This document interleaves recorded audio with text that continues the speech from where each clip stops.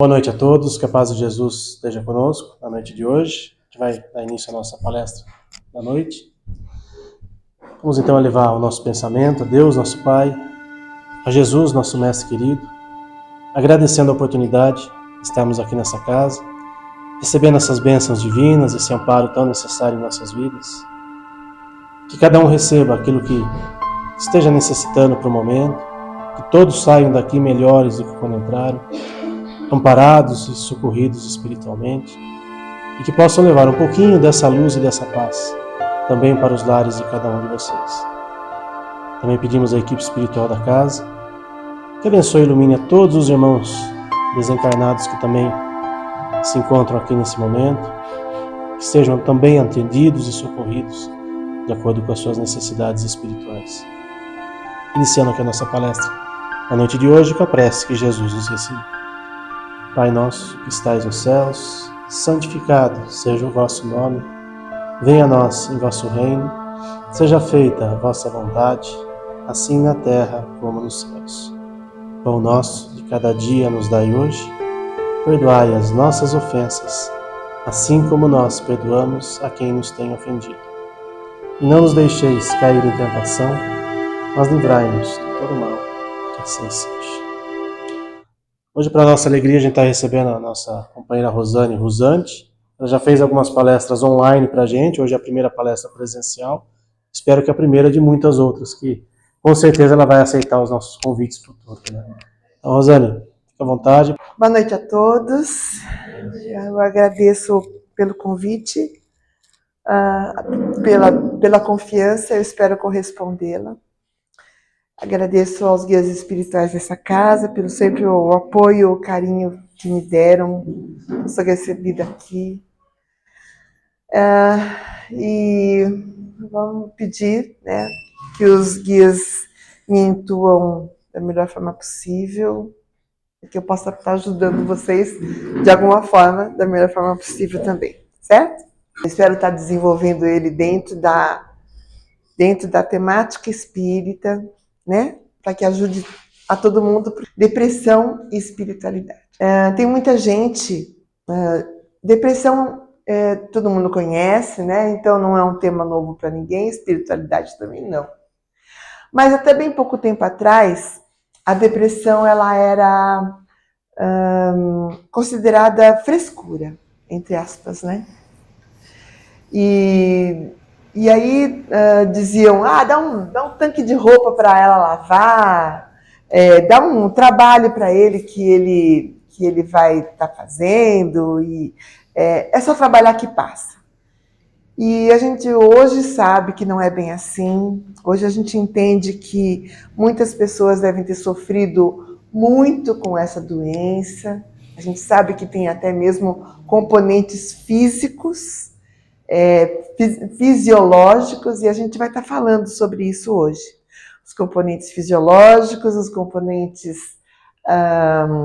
psicológicos, os comportamentais, os pensamentos, e a gente vai estar falando também sobre a maneira de estar contornando isso, e a espiritualidade é um dos meios melhores para a gente poder fazer isso.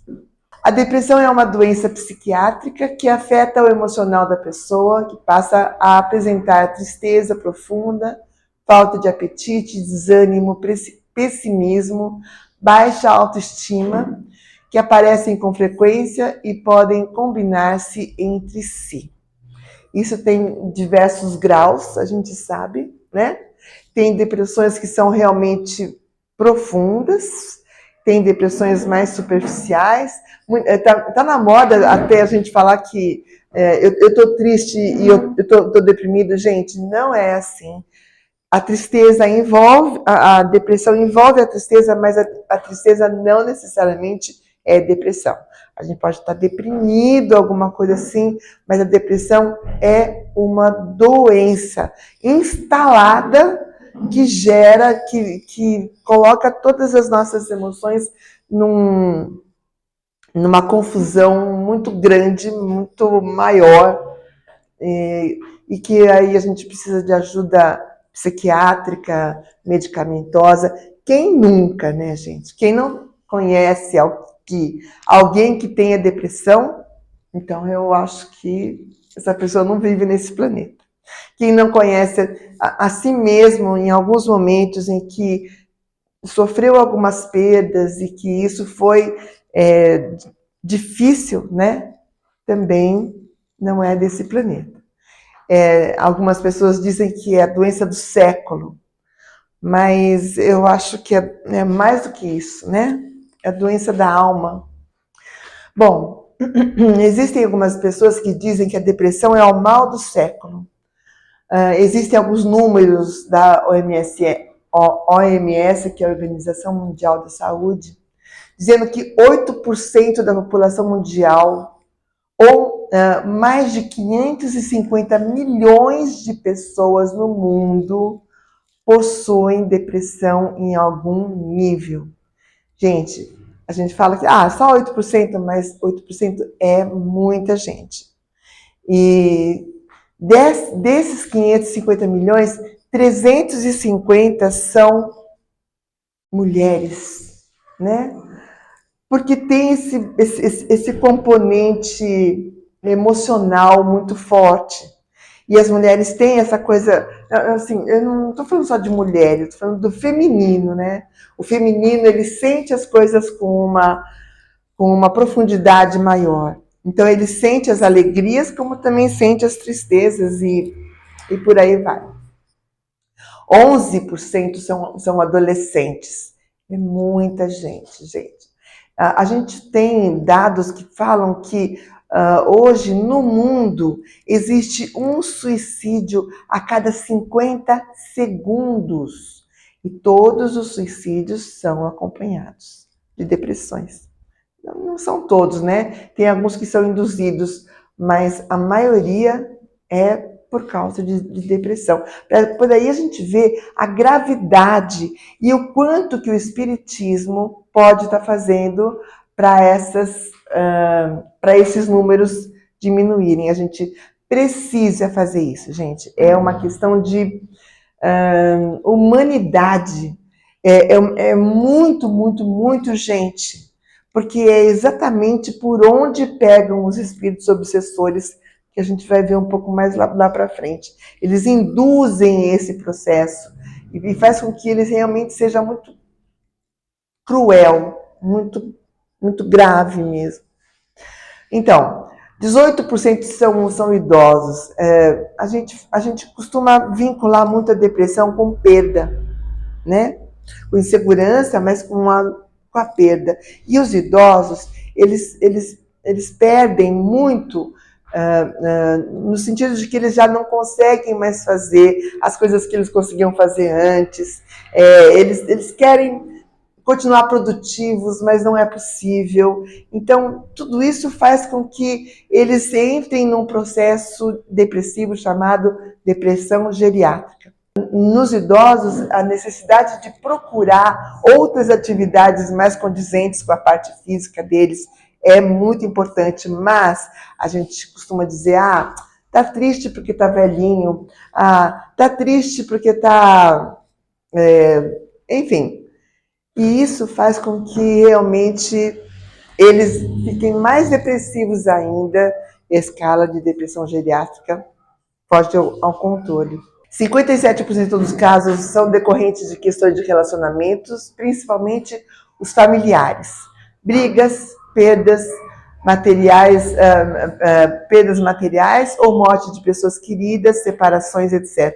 Geralmente vem decorrente de relacionamentos, né? E mais ainda, quando acontece alguma coisa que nos contraria.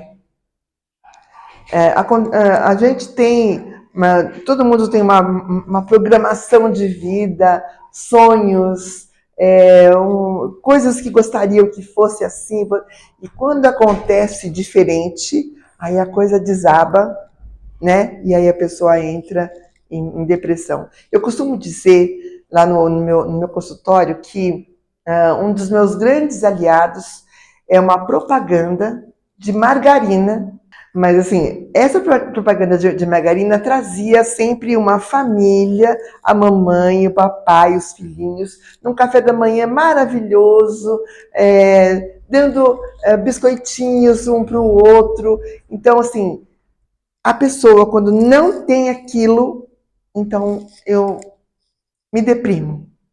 Ah, não, porque mulher tem que ser magra, tem que ser assim, tem que ser assado, o homem também. Então, não tenho o corpo que eu quero, eu me deprimo. Tudo que eu não tenho o que eu quero e eu não consigo, pode ser causa de depressões.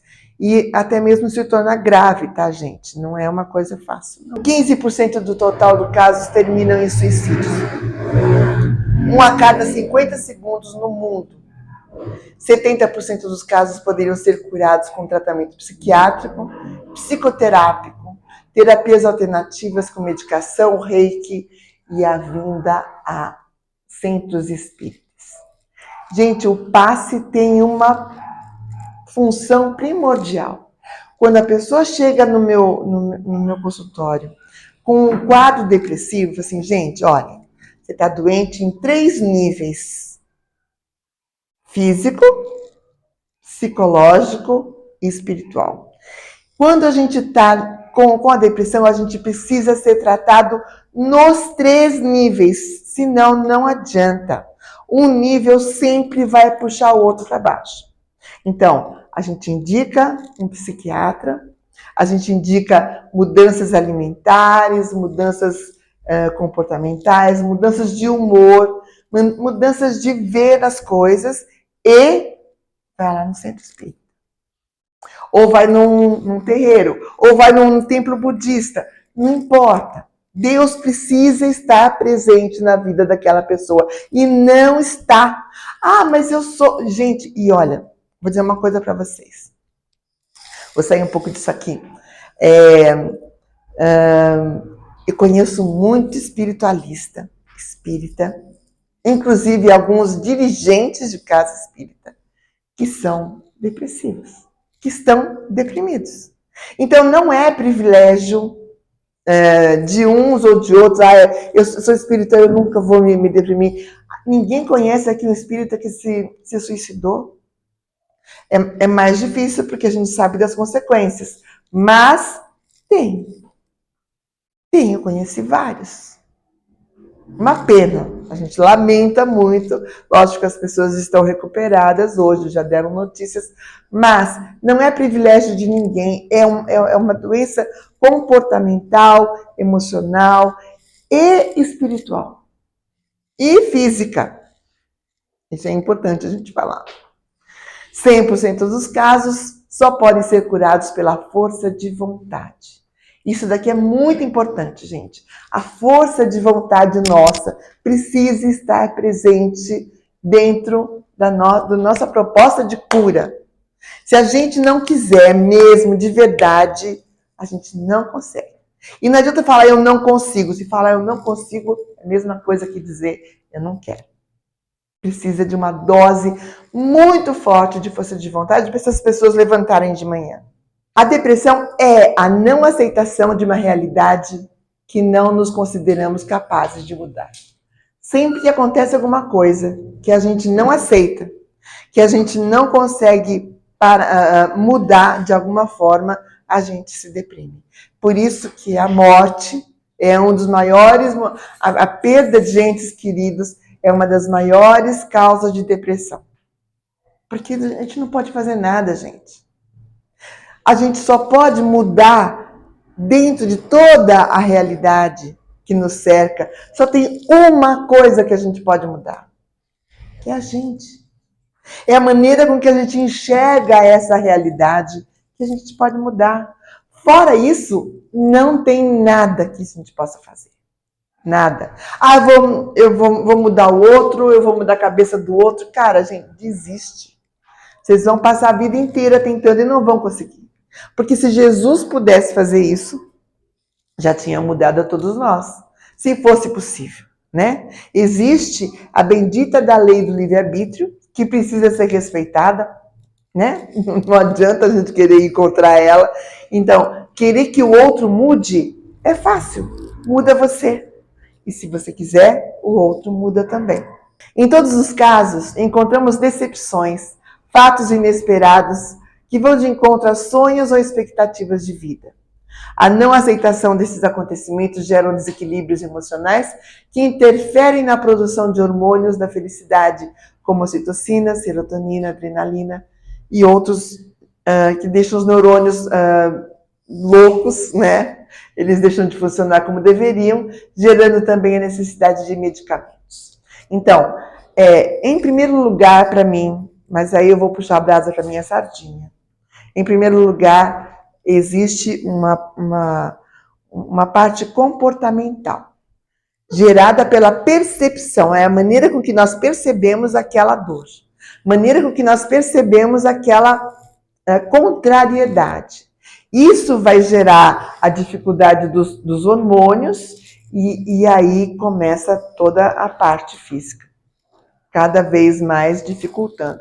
Quanto mais a gente demorar para aceitar, mais difícil vai ser para curar essa doença, que a gente adquiriu com a parte emocional primeiro. Isso aqui eu acho que vai dar muitos parâmetros, muitas ferramentas para que vocês possam estar ajudando, porque quem é que não conhece alguém com depressão, né? Quem é que não cuida ou vai cuidar de alguém com depressão? Elementos que compõem o quadro de depressão. Então, o primeiro é a visão muito rígida e negativa sobre si mesmo. Autocrítica muito exigente, a baixa autoestima. Isso daqui, gente, tá muito presente na nossa criança interior. É o que nós ouvimos, é o que a gente calou, especialmente na primeira infância, até os 7 anos. Que a gente viu muito serem dito, quando a gente tem pais muito exigentes, que dizem que a gente não é capaz, essa visão negativa sobre si mesmo precisa ser tratada terapeuticamente, não tem jeito. A gente precisa ir lá na criança interior, pegar essa criança no colo, trazê-la para cá, pegar ela no colo, dizer para ela que os pais só estavam querendo protegê-la, né? Que ela é capaz sim, que ela é linda sim, que ela é amada sim, e que aquilo que eles fizeram foi porque naquela hora eles não sabiam direito o que eles estavam fazendo. Gente, eu não sei vocês aí, mas eu sou do tempo do homem do saco. Sabe assim? Então assim, ou você fica perto da mamãe e do papai, ou então o homem do saco vai vir te pegar. Sabe assim? Você não sabe fazer as coisas, cuidar. Então, tudo isso, gente, fica na cabeça da criança, porque eu precisei de terapia. Eu tinha uma época que eu tinha medo de... Sabe aqueles sacos de lixo plástico preto? Não, eu não pego nesse negócio. Ainda bem que inventaram um saco azul. Aí eu conseguia botar as coisas no lixo. Olhar o passado com uma lente muito negativa, desprezando os fatos alegres e positivos. Isso daqui, gente, ó, a gente percebe que tem negativo aqui, tem negativo aqui, tem o pessimista aqui. É tudo o não. É tudo eu não consigo. É tudo não quero. É tudo não. Essa palavra não, ela é catastrófica, venenosa na nossa vida. Então, assim, o que a gente precisa? A gente precisa olhar este passado com uma lente mais negativa, mais positiva. Olhar para aquilo que aconteceu de negativo. Foi ruim? Foi. É negativo? É. Mas aquilo tem um motivo, gente. E aqui entra muito de fé. Muito. Na hora que está acontecendo, é muito ruim. Mas depois a gente consegue até entender e perceber que talvez não seja tão ruim assim. Olha, tá vendo? Aquilo lá que aconteceu, que você achou que foi tão ruim, olha o que aconteceu. Não foi bom. Então, a gente só consegue driblar isso pela fé. E pela experiência, né? Porque aí a gente, lá na frente, a gente vai ver que aquilo que aconteceu foi bom. Eu tive uma separação muito traumática? Com certeza tive. Foi fácil? Nem um pouco fácil. Eu fiquei deprimida 1 ano. Um ano. Eu só não mostrei para ninguém porque eu tinha 2 filhas pequenas e eu tinha que cuidar delas. Mas aquilo não fazia parte do meu script. Não foi com aquilo que eu sonhei. Então aquilo foi uma catástrofe na minha vida. Até que quando eu abri o olho, eu falei assim, mas espera aí. Era um casamento abusivo. E eu recebi um grande presente da espiritualidade. Ele se apaixonou por outra moça e saiu da minha vida. Mas antes disso, eu passei o ano todo chorando pelos cantos da casa. Então, essa experiência de olhar para o passado e perceber que não existe mal, que não existe nada de errado. O erro está na nossa cabeça. Isso é que está errado, na nossa cabeça aqui. Nosso orgulho de querer controlar a nossa vida. Olhar para o futuro de uma forma muito pessimista e sem esperança. Então ele olha assim, ele olha para o passado, deu tudo errado. Olha para o presente, está tudo errado. E o futuro vai estar errado também. Aí a pessoa se mata. E para se matar, gente, não precisa pegar faca ou remédio ou arma, ou seja, para matar é só a gente estar deprimido. É não querer viver, é não gostar mais da vida, é não gostar. O gostar está doente. E quando o gostar da vida fica doente, a gente morre um pouco. A gente morre para as novas situações, a gente morre para esse grande presente que foi dado para a gente, que é a vida. Eu dividi rapidamente em tópicos, né? Aqui é a parte fisiológica, né? Como a depressão manifesta no corpo, o que ela faz com a gente, né? Então a gente tem dificuldades para dormir, distúrbios alimentares, a perda de apetite ou comer demais, cansaço desproporcional com as atividades, mesmo sem ter feito nada. Chega no final do dia e a gente não fez nada, sem vontade de fazer nada, nem sair da cama sem ver a luz do sol ou qualquer tipo de atividade. Isso daqui, gente, são os sintomas fisiológicos de que a gente desconfia que estamos, ou que quem está do nosso lado, está com depressão. Como que a gente faz aqui, né? Eu acho interessante. Aqui, para dormir, por exemplo, vou tomar remédio para dormir. Pois é. Você vai tomar remédios para dormir que vai viciar, que vai fazer mal para sua memória. Eu já tomei, gente. Quem nunca tomou remédio para dormir aqui, atira a primeira pedra. O que a gente precisa, então? Rotinas para dormir. Né? Se a gente ficar jogando videogame, assistindo filme de terror até tarde, se a gente comer às 11 horas da noite aquele pratão de janta, porque não teve sono, não teve vontade antes. Então, tudo isso daqui, né, vai contribuir para que a gente não durma. Os pensamentos excessivos, preocupações excessivas, o que a gente faz? Vai ler um livro, vai fazer respiração, meditação, né? Coloca musiquinhas ambientes, diminui a luz, coma antes das 6 horas da tarde, para o corpo já não tem mais que fazer os trabalhos digestivos. Tudo isso contribui para o nosso sono. Os distúrbios alimentares, gente, a gente sabe que a gente está comendo errado. Quem aqui não sabe? A gente sabe que a gente come muita porcaria, a gente sabe que a gente come fora de hora, ou abre a geladeira em qualquer momento e come aquela quantidade absurda de doce. Ok, tudo isso é causado também pela depressão. A gente está com o nosso emocional desequilibrado e o nosso emocional vai desequilibrar as nossas funções fisiológicas. Vai fazer isso. Então a gente precisa estar atento para poder equilibrar isso, driblar isso e fazer... Aqui, gente, é muito importante, nessa parte fisiológica, que a gente consulte um médico. Tá? Eu sei que eu tô falando chovendo no molhado. Mas é muito importante que antes de qualquer coisa a gente consulte um médico. Não é um médico psiquiatra, é um médico que vai fazer toda a dosagem hormonal, pode ser uma tiroide, um negócio na tiroide. Então, a gente vai primeiro fazer todo um check-up físico para eliminar qualquer possibilidade física. E depois a gente vai tomar medicação, se for o caso. Porque o psiquiatra, gente, ele vai chegar lá e vai dar remédio. Ponto. Vai dar um ansiolítico, vai dar alguma coisa, e a gente vai se viciar no remédio sem saber nem se a gente precisa realmente dele. Colocar algum tipo de prazer na nossa vida. É muito comum a gente perceber que a pessoa depressiva, ela sente falta de prazer até em fazer as coisas que lhe davam prazer. Sabe assim, é bem.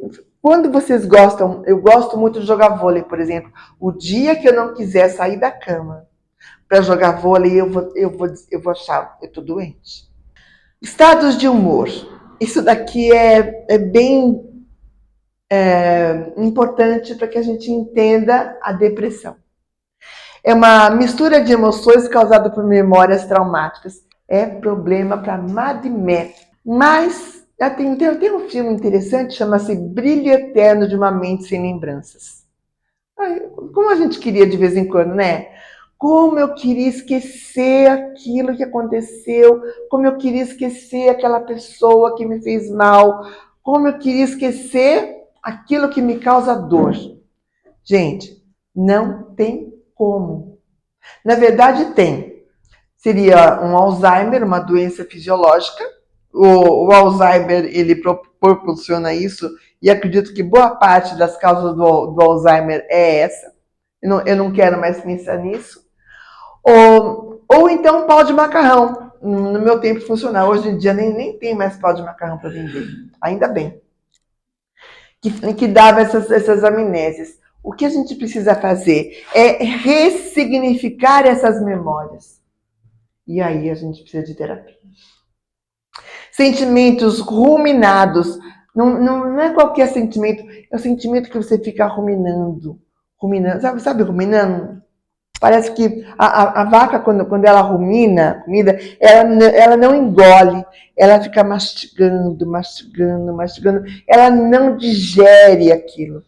Quando a gente não consegue digerir um sentimento nosso, a gente fica ruminando ele, pode ter certeza que aquilo vai causar depressão. Especialmente, lógico, se for um pensamento negativo.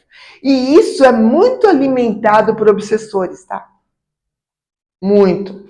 Porque quando a gente vai se distrair, a gente vai fazer alguma coisa, lá vem aquela ideia de novo na nossa cabeça. E eu já fui uma obsessora muito boa. Eu costumo dizer isso. Eu sei exatamente todas as ferramentas que funcionam muito bem num caso obsessivo. E colocar essas memórias, esses sentimentos, essas preocupações, de ficar assim, tá vendo? Por que ele fez isso? Por que você não fez aquilo? Você mesmo é uma tonta. Porque você é culpada disso que aconteceu. Isso é o que a gente mais usa. Mas eu conheço o esquema. E então, quando vocês sentirem um pensamento negativo ruminante, coloque um pensamento positivo no lugar. Prece, lógico. Meditação, melhor ainda. Leitura edificante, ok. Evangelho no lar, ok também. Então, assim, vamos procurar passes, reiki, terapia, qualquer coisa, gente. Mas, por favor, não deixem a coisa tomar uma proporção muito grande. Porque quanto maior a proporção, mais difícil fica da gente tirar a pessoa daquele lugar. E aí, tem que entrar com medicação, tem jeito.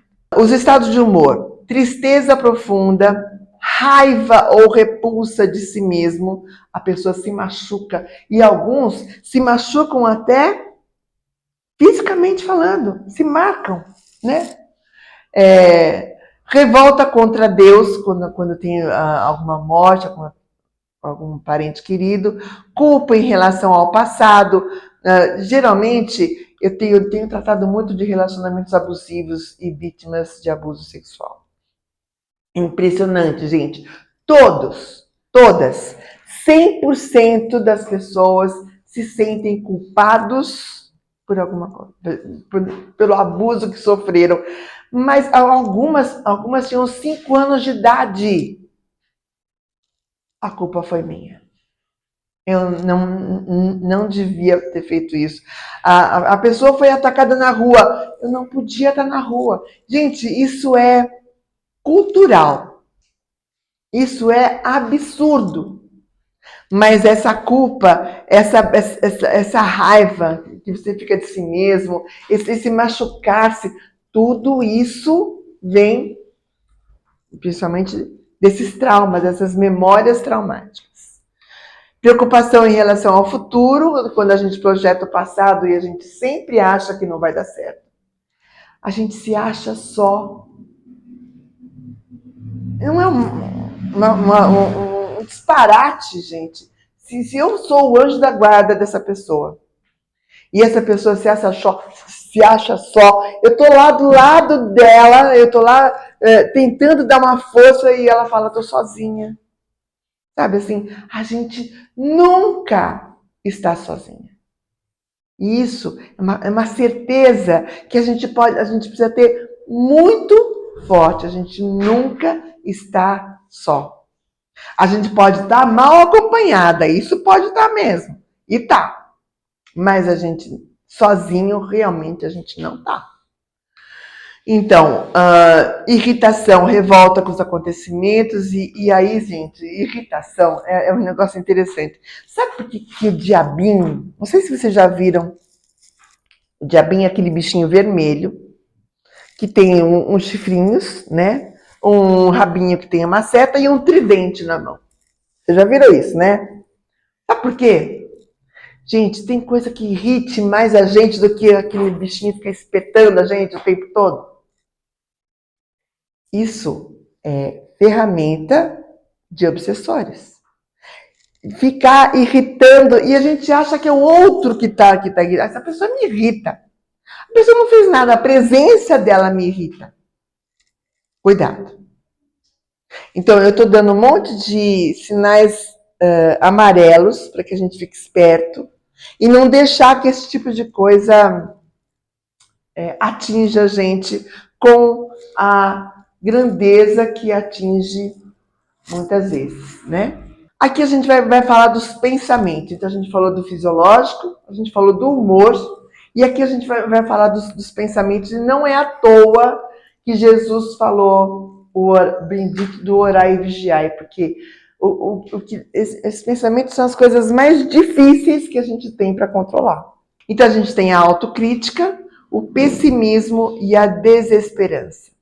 A autocrítica são pensamentos negativos a respeito de si mesmo. Então, eu sou feio, sou magra, sou gorda, eu jogo mal, eu não sei falar direito como as pessoas falam, eu não sou capaz de driblar essas coisas. Então, esses pensamentos de autocrítica, e geralmente é muito cruel.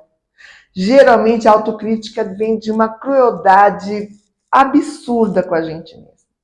E isso vem também dessa criança que recebeu essa autocrítica, né? Então, que a nossa autocrítica seja gentil. Antes de sermos, ou antes de não sermos tão bons quanto gostaríamos, somos filhos de Deus. Todo mundo é bom em alguma coisa. Tudo bem, eu não sou uma Gisele Bündchen, eu nunca vou ser. E isso, aqui, gente, entra muito de inveja. Eu não sou invejosa. Eu tenho inveja da Gisele Bündchen. Eu tenho. Poxa, gente, olha só, Deus às vezes... Aí fala assim, pô, Deus não é justo, né?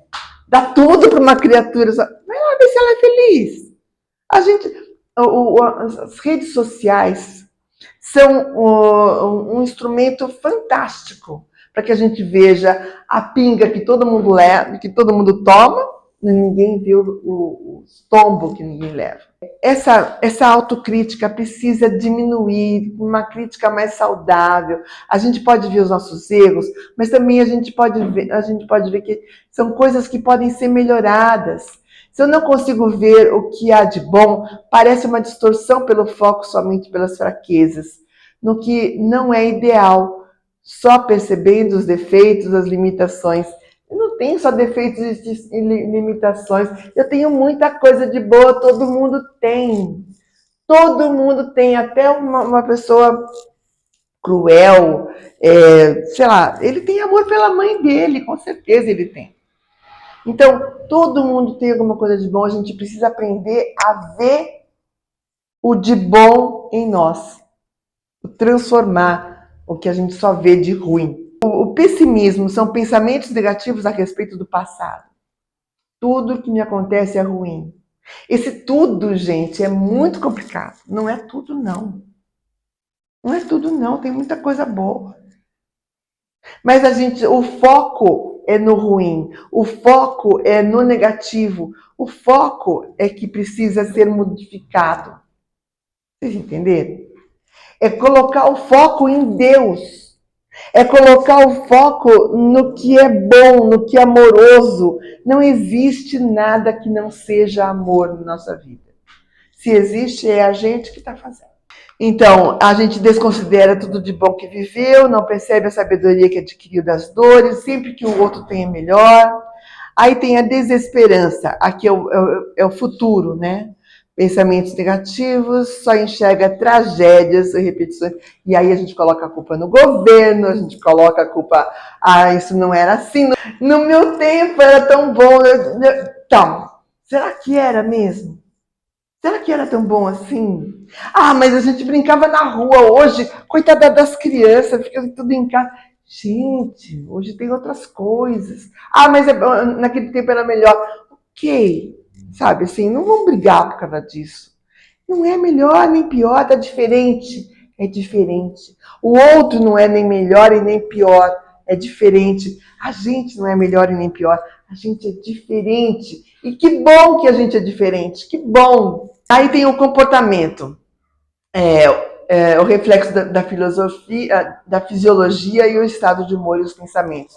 Tudo aquilo que a gente viu até agora, corpo, mente e humor, gera um comportamento depressivo, que é o fechamento para qualquer contato com pessoas, ambientes iluminados, redução de atividades físicas que poderiam produzir serotonina e adrenalina, dificuldade de iniciar projetos novos sem vontade de mudar ou necessidade de mudar completamente a rotina, busca fazer coisas que reforcem a tristeza, ou seu estado de pessimista desesperançoso. Isso daqui é o comportamento de pessoas depressivas.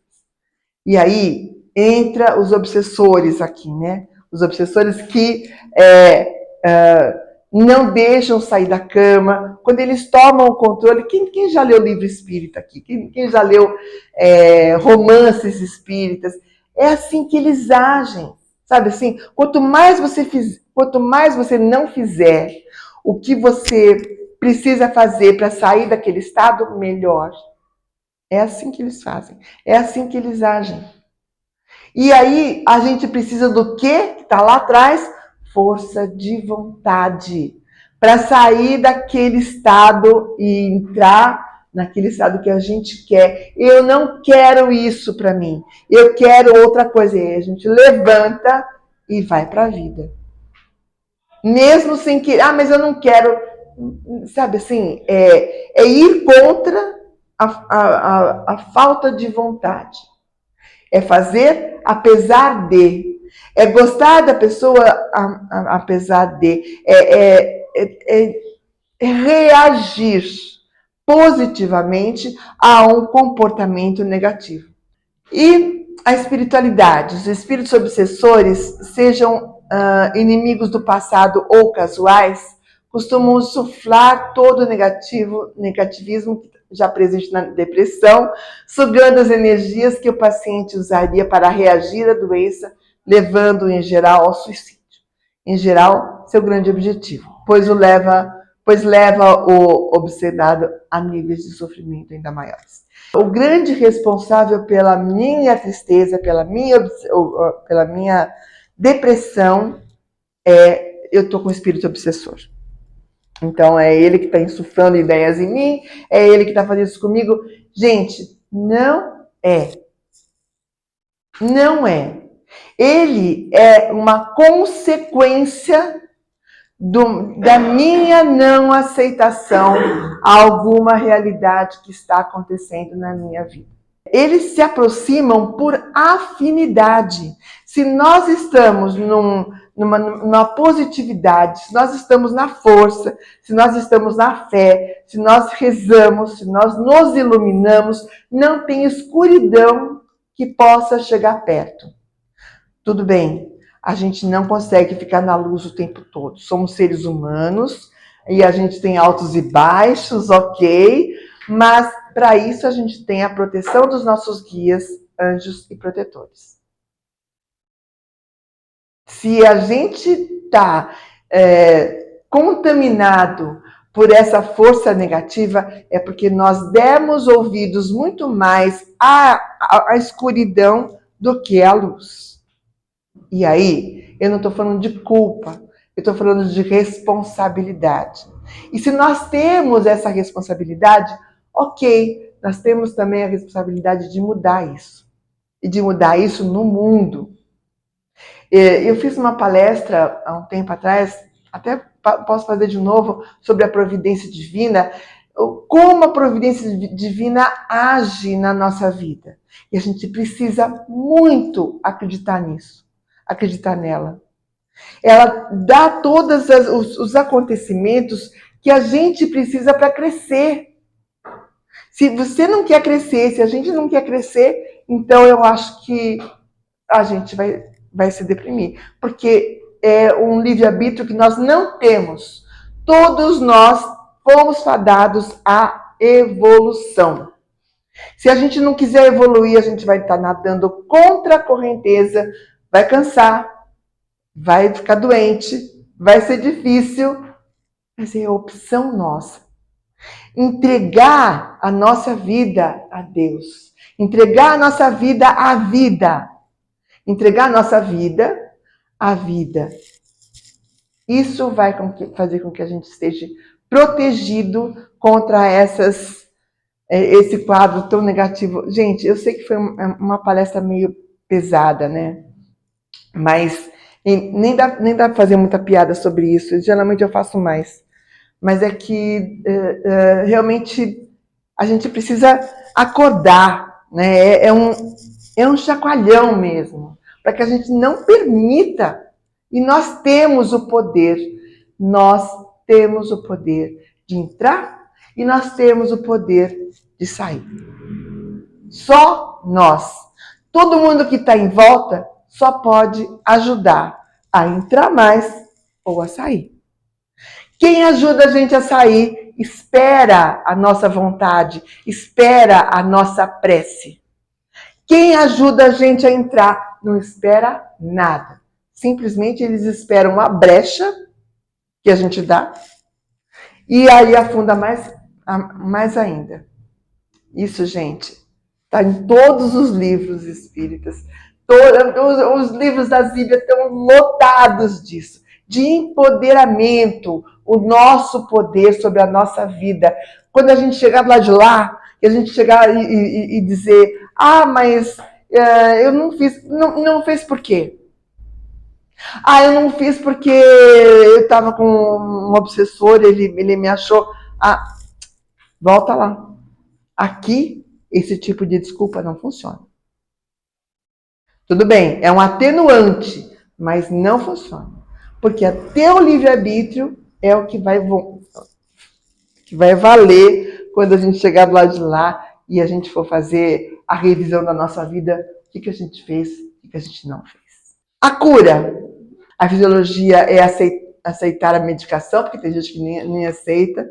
Fazer exercícios físicos e uma alimentação saudável. Exercício de dormir também e tal.